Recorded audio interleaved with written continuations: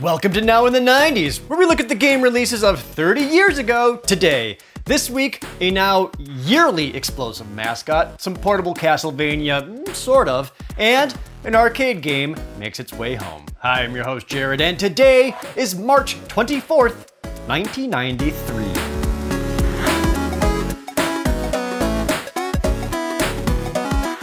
Barely a month after Bomberman 2 released for the NES, its sequel came out in North America. Out this week 30 years ago for the TurboGrafx-16 was Bomberman 93. Bomberman 93 continues the formula established by Bomberman 2. Once again, Black Bomberman is up to no good, and it's up to White Bomberman to stop him. Use bombs to clear away blocks and enemies in numerous stages to locate and exit. Find tons of now iconic power-ups, like more firepower and more bombs, but also find a couple of new power-ups, such as the line of bombs and the now mainstay Bomb Kick. Fight bosses at the end of each of the 7 worlds, and of course, duke it out in the multiplayer deathmatch mode. Bomberman 93 returns the series to the TurboGrafx-16 after a few Japan-only arcade games and the previous title on the NES. It also begins developer Hudson Soft's commitment to making Bomberman a yearly thing, which would get a new game every single year up through the 2010s. It also establishes what Bomberman's multiplayer is truly all about: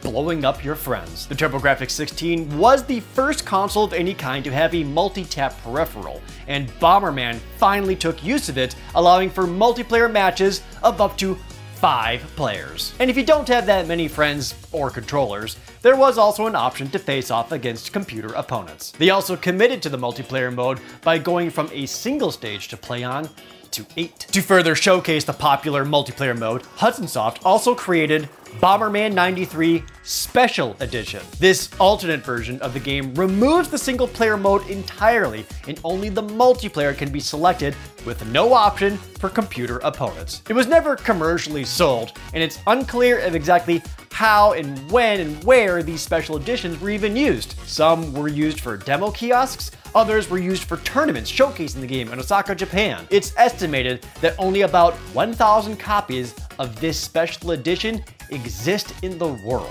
Leading up to its release, Bomberman 93 would get a lot of coverage from dedicated magazine Turbo Force, seeing as a sort of return home for the franchise. And when it finally came out, it was loved. Electronic Gaming Monthly awarded it with their Game of the Month. A beloved franchise got a spin-off, and we got that spin-off's port. Released in March 1993, was Kid Dracula for the Game Boy. Kid Dracula is an action platformer where you play as Alucard, joined by Death himself to prevent the evil Galamoth from taking over the world. Alucard can run, jump, and shoot projectiles to take out all kinds of cutesy enemies. As you play, you'll learn spells for him to use, such as a spread shot, turning into a bat, or walking on the ceiling. Defeat numerous bosses through a huge variety of levels, including one that's just a roller coaster. Kid Dracula was developed by Konami, and is a spin-off / self-parody of one of their other well-known franchises, Castlevania. The Game Boy game is a sequel, more of a remake, of the Famicom Kid Dracula game that never released in the West. While it's based on Castlevania, it plays more like a Mega Man game, since you can charge up his fireball shot, and defeating bosses gets you new abilities to use. It's also one of the best original Game Boy games you could play. The stage variety is great, graphics are distinct and clear, and there's a surprising amount of challenge despite its cartoony looks. That's what we think now, but at its release, some reviewers weren't as impressed. Electronic Gaming Monthly said they liked it, but their scores are a bit more middling. They called it another hit from Konami and a solid cart with lots of variety, but also sarcastically riffed it for being a Game Boy game. Reviews used to make no sense at the time. Kid Dracula remained on the Game Boy for decades, until the Castlevania Anniversary Collection came out for modern consoles and PCs. Not only does that include the Game Boy Kid Dracula game, it also gives Western audiences the Famicom original for the first time. There was another TurboGrafx-16 game released this week 30 years ago, and its name is Legend of Hero Tonma. Legend of Hero Tonma is a side-scrolling action game where you play as the hero Tonma, or in the English translation, Tommy. Run, jump, and shoot magic spells to defeat enemies. Collect keys to open doors and destroy certain blocks to make further progress. You can also find orbs to increase the firepower of his spells. Play through a handful of stages and defeat bosses at the end of each one. Legend of Hero Tonma was developed by Irem and is basically a port of the arcade game of the same name that was only ever in Japan. It plays very similarly to some of their previous games like Kid Nicky on the NES or Ninja Spirit, also on the TurboGrafx-16. The home console port is a little bit more forgiving than the arcade version, since there's slightly less enemies and, more importantly,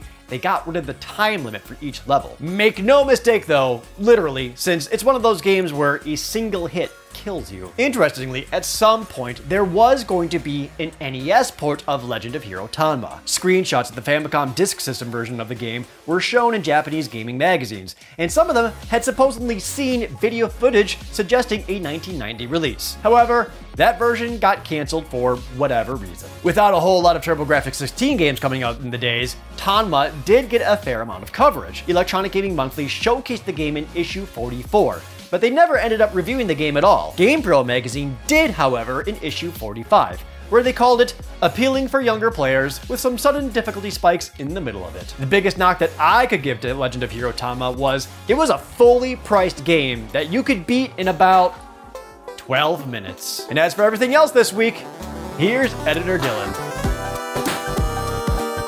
Doomsday Warrior for the SNES is yet another Street Fighter II clone. There's no way this game wasn't rushed out just to join the fighter craze of the 90s. I will give them credit though, at least they tried to spice up the genre with some upgradable stats. Other than that, the music, art, modes, and gameplay are all phoned in. Play it on Nintendo Switch Online to see for yourself if you're still interested. Dylan, don't forget to add a seamless transition in the recording booth, oops. If I told you Marble Madness didn't die alone in a gutter outside the offices of EA and instead had a sequel on the Super Nintendo, well, I'd be lying, but at least we got Spin Dizzy Worlds. It's basically Marble Madness, only you let it rip! Beyblade your way across like 40 quadrillion isometric levels, give or take a few. And it's not impossible after the tutorial either. Hopefully Spin Dizzy didn't end up dead alone in a ditch outside the offices of who made this? Oh, Activision, okay. It's been long dead then, hasn't it? But you know what isn't dead? The Atari Lynx. Yep, I'm as surprised as you are. Power Factor is a run-and-gun side-scroller inside a factory lab thingy. The levels are nothing but tight corridors until you get to a boss room, which is just a somewhat spacious box. Music would have really helped some of the monotony of the samey levels. They just seem to drag on and on. The story is pretty much non-existent, and the controls are just no. And the only thing I know about the main character is that he is red, and he wants to murder the creators of this game. Copyright B. Armstrong and Who Cares? Coded by John Maybe should have called in sick today. Music and sound effects by Paul Tong. Oh really? That's pretty neat. Fuck you, Paul! It's games like this that made everyone think the Lynx was already dead by '93. But here's something that'll never die. Sports game! This week we got Chi-Chi's Pro Challenge Golf for the Genesis. In this game, you try to help a deformed egg find its safe place, which happens to be a hole in the ground a few hundred yards across this yard. The problem is, the egg is deadly to the touch, so the only obvious option is to smack it with a big metal stick. Understandably, the more you smack it, the angrier it gets. So try to get it there in as few hits as possible, or there will be consequences. Which gives us a total of 7 games released on these 5 consoles this week in 1993. I want to reiterate, all the games I cover in this section are personal opinions based on first impressions. I still encourage everyone to give these games a shot and let us know what you think. In fact, if it wasn't for the comments section, I would have had no idea about Dracula the Undead being re-released on the Atari Lynx Evercade collection. And hey, look at that! The same collection also had Power Factor, so you got options. Take it easy, everyone. Thanks, Dylan. In the Collector's Corner, nothing nothing but gainers this week. Bomberman 93 has seen a huge increase in value. It was released with a price tag of $49.95, and now the game alone is over $150, while a complete one is nearly $400. That special edition though, that's closer to $1,000. Kid Dracula's value is absolutely insane. A loose cartridge is just under $250, while a complete and box one is nearly $2,000. This puts it at the 5th most valuable Game Boy game currently. And if you thought that was impressive, Legend of Hero Tonma is this week's biggest value gainer. It was released with an MSRP of $49.95, and now just the game card itself is valued at $780. And with the case and manual, it goes up to $1,320. It is the 2nd most valuable TurboGrafx-16 game you can possibly find. And that's it for today. Next week, a 90s cultural phenomenon gets a game, some more ninjas, and good luck. I'm your host, Jared, and this was Now in the 90s. Thank you so much for watching Now in the 90s. I want to thank some new patrons this week, like Andre Vizentella, Matthew Spar, and Craig Carrigy. Please like the video and leave a comment down below, and subscribe if you haven't already. And if you already are a subscriber, thank you so much for watching this show every single Friday. If you want to help support the show and help us grow, please check out our Patreon in the description and consider supporting us. I don't have Bomberman 93 at all, but thankfully, I do have the TurboGrafx-16 Mini, which has Bomberman 93 and Bomberman 94.